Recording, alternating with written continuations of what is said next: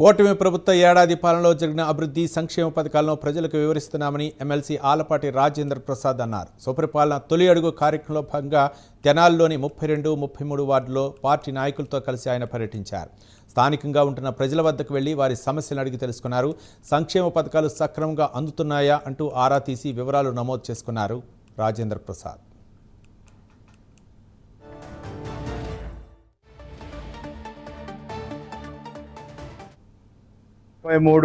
ఈ 3 వార్డులు నాయకులు అదేవిధంగా నియోజకవర్గ నాయకత్వం ఆధ్వర్యంలో తొలి అడుగు కార్యక్రమాన్ని దిగ్విజయంగా పూర్తి చేసుకుంటా ఉన్నాం. కొన్ని చోట్ల యూనిట్ ఛార్జీలు బాగానే ఉన్నాయి, ఏమీ పెంచలా, కానీ గత భారం మా మీద పడతా ఉంది అని చెప్పి కొన్ని చోట్ల వారు చెప్పడం జరుగుతూ ఉంది.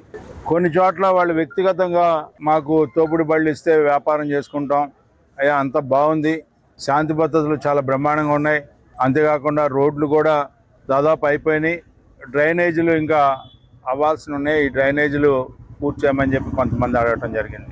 అంతేకాకుండా కొంతమందికి కార్డులు ఇంకా రాని వాళ్ళు ఉన్నారని చెప్పి వాళ్ళు కూడా రావటం జరిగింది. ఈ తొలి అడుగు యొక్క ఆలోచన ఆశయం కూడా ఒకటే.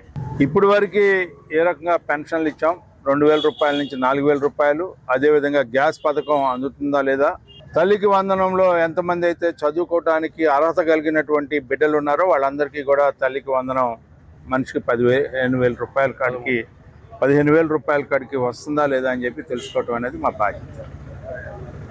ఈ కాకుండా మనం